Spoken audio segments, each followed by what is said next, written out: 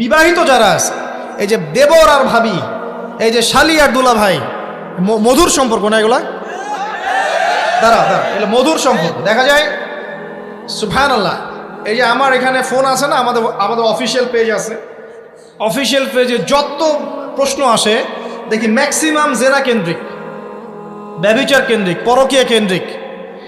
একজন প্রশ্ন করেছে যে দুলা ভাইয়ের চরিত্র এত খারাপ ছিল, আর ওই মেয়ের বয়স তখন কম ছিল, 13 বছর বয়স।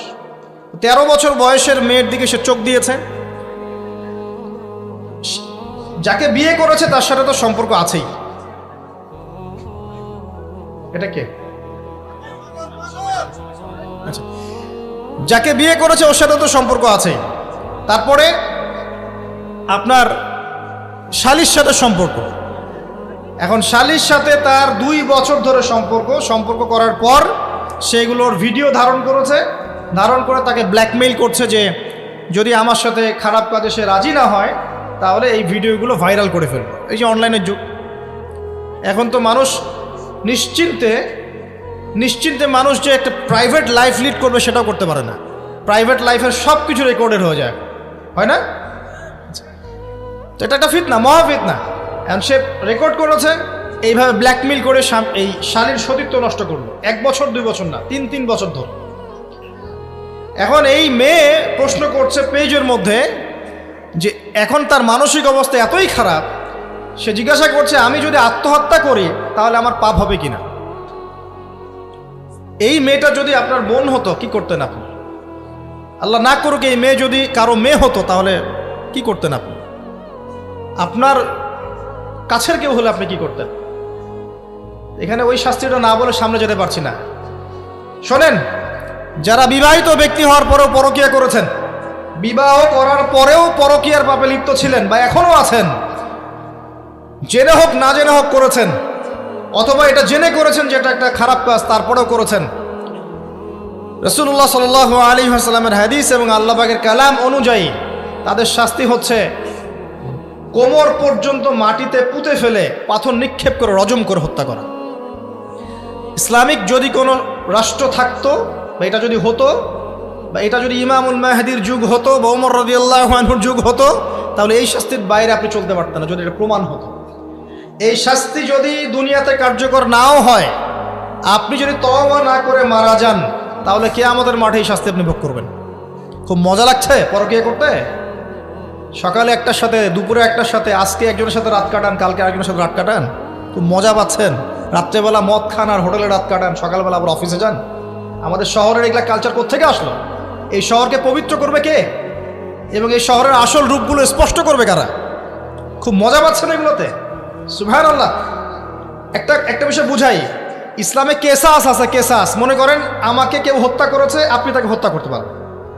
মনে করেন আপনি কাউকে হত্যা করেছেন, ঠিক আমাদের লজের মধ্যে কেউ যদি কাউকে হত্যা করে তাকে ফাঁসি দেওয়া হয় না, এরকমই কেউ যদি কাউকে হত্যা করে ইসলামের বিধান কেসাস করা, মানে হাতের বদলে হাত, চোখের বদলে চোখ, কানের বদলে কান, নাকের বদলে নাক, জানের বদলে জান, যদি প্রমাণ হয়। কিন্তু এখানেও হত্যাকারীর বাঁচার সুযোগ আছে। কিরকম? মনে করেন আপনি আমার পরিবারের কাউকে হত্যা করেছেন, আল্লাহ না করুন। এখন আপনি এসে আমাকে ক্ষমা চাচ্ছেন যে আমার ভুল হয়ে গেছে, আমি রক্তপণ দিব, আমাকে মাফ করে দেন। এখন আমাদের পরিবারে কি আপনাকে বললো ঠিক আছে আপনাকে মাফ করে দিলাম, আপনার কেসাস করার দরকার নেই, আপনি রক্তপণ দিয়ে দেন, তাহলে আপনি বেঁচে থাকার সুযোগ পেলেন। কথা বুঝতে পারছেন? একটা হচ্ছে মুরতাদ। মনে করেন কেউ ইসলামের কিছু বিষয়কে অস্বীকার করেছে, তাকে জেলখানায় বন্দি করে রাখা হবে, সুযোগ দেওয়া হবে যে আপনি কি এগুলো জেনে শুনে বলেছেন নাকি এর উপর অটল থাকবেন না ফিরে আসবেন। সে যদি বলে না আমি তওবা করলাম, আমি এগুলো থেকে ফিরে আসলাম, ও বেঁচে থাকার অধিকার পেয়ে গেল। কিন্তু বিবাহিত ব্যক্তি যারা ব্যভিচার করেছে, বিবাহিত ছেলে বা মেয়ে ব্যভিচার করেছে, তওবা করে যদি ফিরেও আসে, রজমের শাস্তি থেকে বাঁচার কোনো সুযোগ নেই। বুঝাতে পারছি না? একজন মহিলার কথা বলি তাহলে বুঝতে পারবো। এটা একজন মহিলা সাহাবীর ক্ষেত্রেও হয়েছে, একজন পুরুষ সাহাবীর ক্ষেত্রেও হয়েছে। আচ্ছা, পুরুষ সাহাবীর কথা বাদ দিয়ে মহিলা সাহাবীর কথাটা বলি। মহিলা সাহাবী এসেছেন, এসে নবীজিকে বলছেন ইয়া রাসূলুল্লাহ তাহিরনি, আমাকে পবিত্র করুন, আমি একটা অন্যায় করেছি, আমি বিশাল একটা অন্যায় করেছি। নবী সাল্লাল্লাহু আলাইহি ওয়াসাল্লাম বলছে কি করেছো তুমি? তখন সে বলছে আমি জিনা করেছি। নবী সাল্লাল্লাহু আলাইহি ওয়াসাল্লাম বলছেন বাসায় যাও, বাসায় গিয়ে আল্লাহর কাছে তওবা করো, আল্লাহ পাক মাফ করে দিবেন। নবীজি এটাকে হাইড করতে চাচ্ছেন, কারণ কি? যখন আপনি কেস আদালতে নিয়ে যাবেন তখন তো উপায় নাই, আপনাকে তো বিচার করতেই হবে। তুমি বাসায় ফিরে যাও, তওবা করো, আল্লাহ মাফ করে দিবেন। সে মহিলা নাছর বান্দান, না আমার বিচার করে দেন, আমার বিচার করে দেন, পরকালে আমি শাস্তি পেতে চাই না, দুনিয়াতে আমার বিচার করে দেন। নবী সাল্লাল্লাহু আলাইহি ওয়াসাল্লাম বলছে, তুমি কি গর্ভবতী হয়েছো? হ্যাঁ, জেনার কারণে আমি গর্ভবতী হয়ে গেছি। এরকম হচ্ছে না এখন? আর যে অ্যাবর্শন করছে না ওই যে ক্লিনিকে গিয়ে, এটাও ট্রেন্ড হয়ে গেছে। হইল, সমস্যা কোথায়? কি এমন হয়েছে? আমার কি কেরিয়ার নষ্ট হয়ে গেছে? ফ্যামিনিস্ট নোংরা মেয়ে কোথাকার। তারপরে এই মেয়ে বলছে, হ্যাঁ আমি গর্ভবতী হয়েছি ইয়া রাসূলুল্লাহ। নবী সাল্লাল্লাহু আলাইহি ওয়াসাল্লাম বলছেন, বাসায় ফিরে যাও, সন্তান যখন খালাস হবে তারপরে এসব বিচার করে দেব। 9 থেকে 10 মাস সে এই সন্তানকে গর্ভে ধরলো। ধরার পরে সন্তান যখন খালাস হয়ে গেল, সে নবীর কাছে এসে সন্তান কোলে নিয়ে, নবজাতক, ইয়া রাসূলুল্লাহ সাল্লাল্লাহু আলাইহি ওয়াসাল্লাম দরুদ পড়বেন, আমাকে পবিত্র করে দিন, আমার সন্তান হয়ে গেছে এখন। নবী সাল্লাল্লাহু আলাইহি ওয়াসাল্লাম বলছেন, সন্তান কি দুধ খাচ্ছে? হ্যাঁ, দুধ খাচ্ছে। তাহলে তুমি তাকে দুধ পান করাও। কত বছর দুধ পান করাতে হয়? 2 বছর। 2 বছর দুধ পান করাও, দুধ পান করা শেষ হবে তারপরে এসে তোমার বিচার করে দেব। এবার 2 বছর দুধ পান করানোর পর এই মহিলা এসেছে, সন্তানের হাতে একটা রুটি। নবীজিকে বলছেন, ইয়া রাসূলুল্লাহ সাল্লাল্লাহু আলাইহি ওয়াসাল্লাম, আমার সন্তান এখন রুটি খেতে পারে, আমার সন্তান এখন রুটি খেতে পারে, আমার বিচার করে দিন। তখন নবী সাল্লাল্লাহু আলাইহি ওয়াসাল্লাম বলছেন, সাহাবীরা, তোমাদের মধ্যে কেউ কি আছো এই সন্তানের দায়িত্ব নিবে? একজন আনসার সাহাবী বলছেন, আমি দায়িত্ব নিব। তখন এই আনসার সাহাবীর কোলে নবী সাল্লাল্লাহু আলাইহি ওয়াসাল্লাম এই বাচ্চাকে তুলে দিলেন। তুলে দেওয়ার পর খালিদ বিন ওয়ালিদ রাদিয়াল্লাহু আনহু অন্যান্য সাহাবীদেরকে বললেন, যাও এই মহিলাকে নিয়ে যাও, কোমর পর্যন্ত গেড়ে দিয়ে রজম করে হত্যা করো। এবার এই মহিলাকে নিয়ে যাওয়া হচ্ছে। একটা কথা বানিয়ে বলছি না, এই আপনার আলেম ওলামা যারা আছেন জিজ্ঞাসা করবেন কওমি মাদ্রাসার। এই মহিলাকে নিয়ে যাওয়া হচ্ছে, মহিলাকে পাথর নিক্ষেপ করা হচ্ছে। পাথর নিক্ষেপ করার মধ্যে খালিদ বিন ওয়ালিদ রাদিয়াল্লাহু আনহুর পাথরও ছিল। খালিদ বিন ওয়ালিদ রাদিয়াল্লাহু আনহু নাম শুনেছেন না? বীর সাহাবী, তিনি পাথর নিক্ষেপ করেছেন একটা। এই পাথরের আঘাতে ওই মহিলার কোন একটা জায়গায় লেগেছে, গায়ের লেগে রক্ত বের হয়ে গেছে। রক্তের ছিটাটা তার গায়ের এই যে কাপড় এসে পড়েছে। কাপড় এসে পড়ার সাথে সাথে খালিদ বিন ওয়ালিদ রাদিয়াল্লাহু আনহু বলছেন, ছি ছি ছি ছি ছি, আমার গায়ের মধ্যে এরকম নোংরা ব্যভিচারী মহিলার রক্ত পড়লো কি? এরকম একটা তাচ্ছিল্যের কথা বলেছেন। তখন নবী সাল্লাল্লাহু আলাইহি ওয়াসাল্লাম বলছেন, হে খালিদ তুমি থামো, হে খালিদ তুমি চুপ করো। তুমি জানো এই মহিলা এই 2 বছরে 3 বছরে এত তওবা করেছে আল্লাহর কাছে, এই সমস্ত তওবা যদি মদিনাবাসীর মধ্যে বন্টন করে দেওয়া হয় তবুও কম হয়ে যাবে। আর আমি এখন দেখছি মহিলা জান্নাতে সাঁতার কাটছে। আমি বুঝাতে পারছি না আপনাকে প্রিয় বোন, প্রিয় ভাই, যারা বিবাহিত হয়ে ব্যভিচার করছেন, জেনা করছেন, তিনি তওবা করেছিলেন, তওবা করেছেন, আল্লাহ পাক মাফও করে দিয়েছেন, জান্নাতে চলে গেছেন, কিন্তু পৃথিবীতে তার শাস্তি কায়েম করা হয়েছে। বিবাহিত ব্যক্তি ব্যভিচার করে ফেললে তার পৃথিবীতে বেঁচে থাকার অধিকার সে হারিয়ে ফেলে। আর এই পাপটাকে আমাদের সমাজে এত সহজ বানিয়ে দেওয়া হয়েছে, যে যার সাথে ইচ্ছা পরকীয়া করতে পারে। মেয়েও করছে, ভাবিও করছে, শালিও করে, দুলাভাইও করে, সবাই আমরা পরকীয়া করতে যাচ্ছি। পরকীয়ার সয়লাভ বন্ধ করতে হবে, পরিবারে পর্দা কায়েম করতে হবে, অপসংস্কৃতি ঠেকিয়ে দেন, এগুলা চ্যানেলগুলো বন্ধ করে ফেলেন বাসা থেকে। ইসলামিক সমাজ কায়েম না করতে পারলে আমাদের মা বোনরা সব নষ্ট হয়ে যাবে দিন দিন। আর পরিবারের ইজ্জত যখন চলে যায়, কোনো কিছুর বিনিময়টাকে ফিরে পাওয়া যাবে না। কেন পরকীয়া করতে গিয়েছেন? আল্লাহ, আপনার যদি এতই চাহিদা থাকে আরেকটা বিয়ে করেন না কেন? বিয়ে করতে সাহস কুলায় না নাকি? বিয়ে করলে যে স্ত্রীকে নিয়ে সূর্যের আলোতে ঘুরতে হয়, ওই জন্য ইঁদুরের মতো রাতের বেলা অন্ধকারে আপনি থাকতে চান, সিংহের মতো সকালবেলা সূর্যের আলোতে স্নান করতে পারেন। কথা বুঝতে পারেন না? বিয়ে করলে স্ত্রীকে নিয়ে পুরুষের মতো, সুপুরুষের মতো সূর্যের আলোকে আপনি হাঁটবেন রাস্তায়, কাউকে ভয় করবেন? আপনার মতো কোনো ভয় কাজ করবে না। আর এখন আপনি ইঁদুরের মতো রাতের অন্ধকারে রাত কাটান অন্য মেয়ের ঘরে গিয়ে। এই শহরের এই মহামারীগুলো বন্ধ করতে হবে। আমি এই শহরের একজন শুভাকাঙ্ক্ষী বাসিন্দা, আমি এখানকার। আমি আমার চোখ দিয়ে যা দেখছি এটা দেখার পর চুপ থাকতে পারি না। আমরা সব জায়গায় জানা দেখছি, আর মাদক দ্রব্য দেখছি, আর পরকীয়া দেখছি। পর্নোগ্রাফির তো শেষ নাই, প্রত্যেকের ফোনে ফোনে পর্নোগ্রাফি, এভরিবডি পর্নোগ্রাফি, আর মাদক, আর ব্যভিচার, জেনা, ফ্রি মিক্সিং অবাধে আমাদের শহরে। বস্তুবাদী তো আছেই। তো এটাকে আখিরুজ্জামানের শহর বলবো নাকি আউয়ালুজ্জামানের শহর বলবো নাকি? শুধু এই শহরের সমস্যা এটা নয়, প্রত্যেক বড় বড় শহরেই সমস্যা। ইভেন এগুলো এখন গ্রামে পর্যন্ত চলে গেছে, এগুলো গ্রামেও চলে গেছে, গ্রামে আরো বেশি আছে। দেখবেন শহরের ছেলেরা তো জিন্স আর টি শার্ট পরা মেয়েদেরকে দেখে অভ্যস্ত না, এরা না একটু কন্ট্রোল করতে পারে। আর যখন একটা গ্রামের ছেলে পর্নোগ্রাফি দেখবে, সে তো আর নিজেকে কন্ট্রোল করতে পারে না। বুঝতে পারছেন না? আমাদের শপিং মলগুলোতে গেলে আমরা দেখি টি শার্ট আর গেঞ্জি পরা মেয়ে ঘুরছে, তাই না?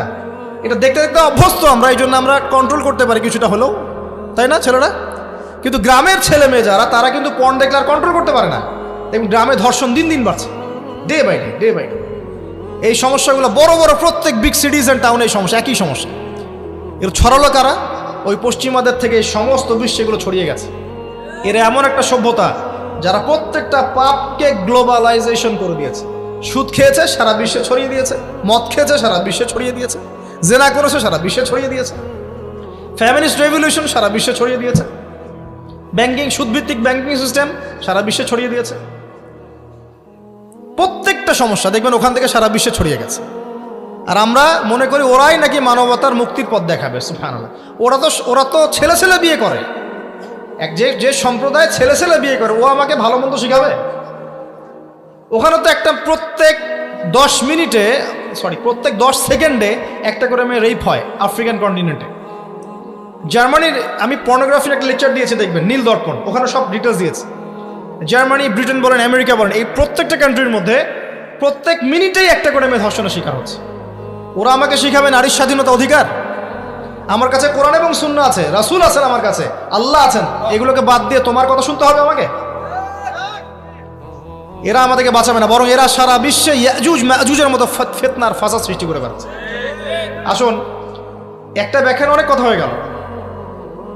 আল্লাহর ওয়াস্তে যুবক যুবতী যারা আছো, লেকচার যদি কানে যাবে, আজকেই জেনা থেকে তওবা করতে হবে। জেনার ধার কাছে যাওয়া যাবে। হালালভাবে বিয়ে করো। যদি তোমার খুব যৌন চাহিদা থাকে, তোমার অনেক চাহিদা, তোমার অনেক সম্পত্তি আছে, ব্যালেন্স করতে পারো, একাধিক বিয়ে করো, কি সমস্যা? পরকীয়া করতে যাচ্ছেন কি জন্য? করবেন না। আর হালাল উপার্জনের সোর্স হয়ে গেছে, অবিবাহিত থাকার দরকার নাই, বিয়ে করে ফেলেন। বিয়ে আপনার জীবনটাকে সুশৃঙ্খলতা নিয়ে আসবে। আমি গার্ডিয়ানদেরকে রিকোয়েস্ট করবো যে বিয়েটাকে সহজ করে দেন, কঠিন জটিল করেন না, জেনা বাড়তে থাকবে। না হলে যে সন্তান, যে ছেলেটাকে মেয়েটাকে ছোট মনে করছেন না, ছোট নাই, সে অলরেডি 4-5 ঘাটের পানি খেয়ে আসছে, দেখবেন। আপনারা পরিসংখ্যান দেখেন, বাংলাদেশের ইয়াং ইউথ জেনারেশন যারা আছে, এদের মধ্যে ম্যাক্সিমামই বিবাহ বহির্ভূত সম্পর্ক স্বাদ পেয়ে গেছে অলরেডি। স্কুল কলেজ পাশ করেনি, এখন পর্যন্ত যৌন সম্পর্ক করে বসে আছে। আর ছোট ছোট মেয়েগুলোকে ছোট মনে হয়, বদের হাড্ডি সবগুলো। সব জায়গায় দেখবেন এরা বেশি পদের হাড্ডি। কেন বলছি জানেন? এরা ছেলেদেরকে সিডিউস করে। ভালো মেয়ে কোথায় খুঁজে পাবেন এখন? খুব রেয়ার, খুব ডিফিকাল্ট, খুবই ডিফিকাল্ট। এমনকি আর ভিতরে কথা বলতে গেলাম না, আমার ফ্যামিলির, আমাদের স্ত্রীরা তো মাদ্রাসায় পড়েছে, পড়ে নাই? ভিতরে কথা বলতে গেলাম না, মাদ্রাসায় পড়া মেয়ে কেমন করে এগুলা কাজ করতে পারে? অতএব বিয়েটাকে সহজ করেন, জেনাটাকে বন্ধ করেন, পরকীয়ার রাস্তা বন্ধ করেন। এগুলো শাস্তি দুনিয়াতে না পেলেও পরকালে পেতে হবে। কিন্তু রাসূলুল্লাহ সাল্লাল্লাহু আলাইহি ওয়াসাল্লাম মেরাজের রাতে গিয়ে দেখে এসেছেন যে একটা চুলা দেখেছেন, চুলা তন্দুর চুলার মতো, নিচের দিকটা ফাঁপা, উপরের দিকটা সরু, আগুন জ্বলছে দাউ দাউ করে, এক শ্রেণীর মানুষকে পোড়ানো হচ্ছে। আগুন যখন ফ্লো বাড়ছে, মানুষ উপরে আসছে, ফ্লো কমছে, নিচে নামছে, এভাবে আর কি। রাসূলুল্লাহ সাল্লাল্লাহু আলাইহি ওয়াসাল্লাম জিজ্ঞাসা করলেন, ইয়া জিবরিল, এরা কারা?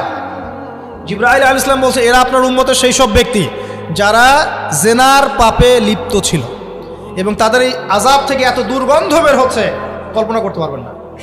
আর এক শ্রেণীর লোককে দেখেছেন, সামনে এই যে ভালো গোশত, পাশে খারাপ পচা গোশত, বসে বসে পচা গোশত খাচ্ছে, ভালো গোশত খাচ্ছে না। শাস্তি হচ্ছে কবরে, বারজাখের জগতে। নবী জিজ্ঞাসা করছেন, এরা কারা? জিবরাইল আলাইহিস সালাম বলছে, এরা হচ্ছে আপনার উম্মতের সেই সব ব্যক্তি যাদের ঘরে পবিত্র স্বামী ছিল, পবিত্র স্ত্রী ছিল, তাদের সাথে সন্তুষ্ট না থেকে তারা পরকীয়া করেছে। আল্লাহ পাক আমাদের শহরটাকে হেফাজত করুন। আমি এখানে একটাই সলিউশন, ইসলামিক অনুশাসন, আদারওয়াইজ অন্য কোনো সলিউশন নাই। কতক্ষণ ভালো থাকবেন আপনি? চতুর্দিক থেকে আপনাকে জেনায় উদ্যুক্ত করা হচ্ছে। আপনি অনলাইনে ঢোকেন, এই যে ফোনটা নেন, ফেসবুকে ঢোকেন, ইউটিউবে ঢোকেন, খালি জেনা আর জেনা। মানে জেনাটাকে এমনভাবে দেখানো হয় যে কি যে মজার একটা বিষয়, কি যে মজা একটা। অথচ জানেন, জেনার মধ্যে যার্রা পরিমাণ কোনো সুখ নাই।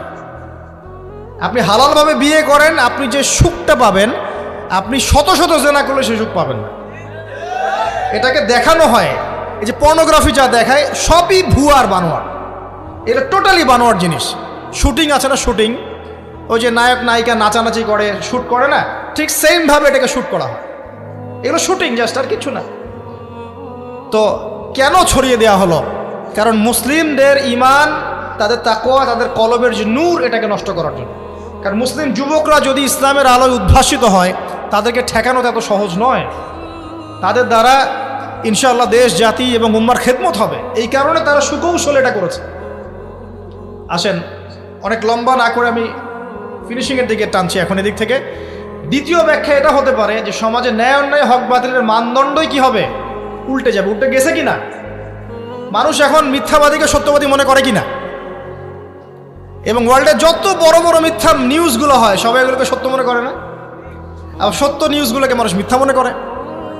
আমানতদার একটা ব্যক্তি বলে যে চরম খেয়ানতকারী ব্যক্তি বলে আমানতদার।